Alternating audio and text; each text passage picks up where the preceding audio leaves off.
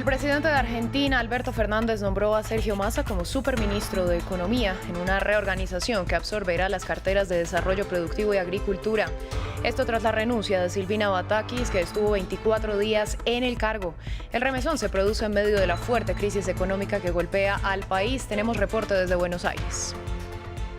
Colombia y Venezuela restablecerán relaciones diplomáticas rotas desde 2019. La decisión se producirá tras la posesión del gobierno de Gustavo Petro el 7 de agosto en Bogotá y fue anunciada tras una reunión entre el designado canciller colombiano Álvaro Leiva y su homólogo venezolano Carlos Faría en el estado de Táchira. El presidente de Perú, Pedro Castillo, cumplió un año en el poder y defendió su mandato ante el Congreso. Pese a que se trata de un periodo marcado por las polémicas, la inestabilidad política, 5 investigaciones preliminares en su contra abiertas por la Fiscalía y un alto índice de desaprobación. Bienvenidos a este informativo con las noticias más relevantes del continente americano. Soy Valentina Torres Sánchez y es un gusto acompañarlos. Comenzamos en Argentina porque la crisis que golpea al país causó un nuevo remesón político. El presidente Alberto Fernández nombró a Sergio Massa como nuevo superministro de Economía, lo que significa que esa oficina absorberá los ministerios de Desarrollo Productivo y Agricultura. Esto luego de la renuncia de Silvina Batakis, quien solo estuvo 24 días al frente del cargo y que ahora dirigirá el Banco Nación de Argentina. Previamente, Natalio Cosoy, corresponsal de France 24 en Buenos Aires, nos explicó quién es Sergio Massa, cómo lo ven los argentinos y por qué Fernández lo nombró superministro. Hola, ¿qué tal? Buenas noches. Sergio Massa es una figura perenne de las últimas décadas de la política argentina. Comenzó en un partido liberal de derecha en su juventud, la UCD, luego se pasó al peronismo, desde entonces está en el peronismo, fue jefe de gabinete de Cristina Fernández de Kirchner, la actual vicepresidenta cuando ella fue presidenta, y sucedió casualmente en el cargo al que ahora es el presidente, Alberto Fernández, que también había sido jefe de gabinete de Cristina Fernández de Kirchner. Luego Sergio Massa siguió desarrollando su carrera, en un momento fundó un partido, dentro del peronismo, se independizó si se quiere, se lanzó a la presidencia en 2015, no llegó, quedó tercero, pero siempre tuvo estas aspiraciones de poder, unas aspiraciones de poder que lo colocaron en un lugar privilegiado dentro de la coalición de gobierno del Frente de Todos hoy, que por ahora se ve en su cabeza a Alberto Fernández, pero en la que tiene muchísimo poder la ex presidenta y actual vicepresidenta Cristina Fernández, y también mucho poder Sergio Massa, que por ahora, hasta la semana que viene, cuando termine de definir esa situación, era presidente de la Cámara de Diputados y ahora entrará a ese superministerio.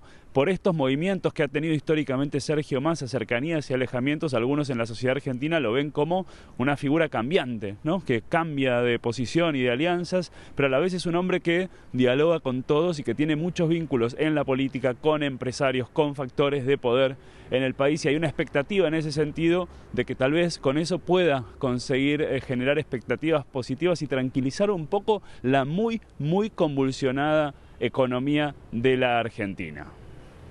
En otras noticias, los cancilleres de Colombia y Venezuela se reunieron en la ciudad de San Cristóbal, en Venezuela, y acordaron una normalización de las relaciones diplomáticas, un plan que entrará en vigor, según lo previsto, a partir del 7 de agosto, cuando Gustavo Petro asuma como nuevo presidente de Colombia. Ambos países acordaron nombrar a sus respectivos embajadores. Colombia y Venezuela son países hermanos e históricos y rompieron sus relaciones en 2019, cuando el saliente presidente Iván Duque reconoció a Juan Guaidó como presidente legítimo de Venezuela. Una firma que pone fin a años de enemistad. El canciller de Venezuela, Carlos Faría, y el canciller designado de Colombia, Álvaro Leiva, acordaron normalizar relaciones binacionales desde el 7 de agosto. Inspirados en la gesta histórica del libertador Simón Bolívar, han reafirmado los lazos históricos de hermandad, complementariedad y cooperación que unen a nuestros pueblos. La reunión fue en Venezuela y el canciller local también habló de esta nueva fase. Hemos acordado el establecimiento, una vez que llegue ese momento, por supuesto, inmediato, restablecer a los embajadores que van a representar a nuestros países. Tras su victoria en los comicios de junio, el presidente electo de Colombia, Gustavo Petro, se puso en contacto de inmediato con el presidente venezolano Nicolás Maduro. Una apuesta diplomática contraria a la de la administración precedente de Iván Duque. En 2019 rompieron relaciones después de estas declaraciones. Quiero expresar que Colombia reconoce a Juan Guaidó como presidente de Venezuela y acompaña este proceso de transición hacia la democracia para que el pueblo venezolano se libere de la dictadura. La normalización también traerá la promesa de la reapertura de la frontera de 2.219 kilómetros que comparten ambos países. Está cerrada a los vehículos desde 2015. Desde entonces, el intercambio comercial se redujo un 70%. Pedro Castillo cumplió un año como presidente de Perú, un gobierno marcado por las denuncias de corrupción, 5 investigaciones preliminares en su contra, 4 de ellas por hechos ocurridos durante su gestión, 2 mociones de vacancia. Como lo dicta la Constitución peruana, el mandatario dio un discurso de casi 2 horas para rendir cuentas de su gestión, en donde destacó avances en infraestructura, planes sociales y acuerdos comerciales en el exterior. Sin embargo, la desaprobación de su gestión supera el 70%.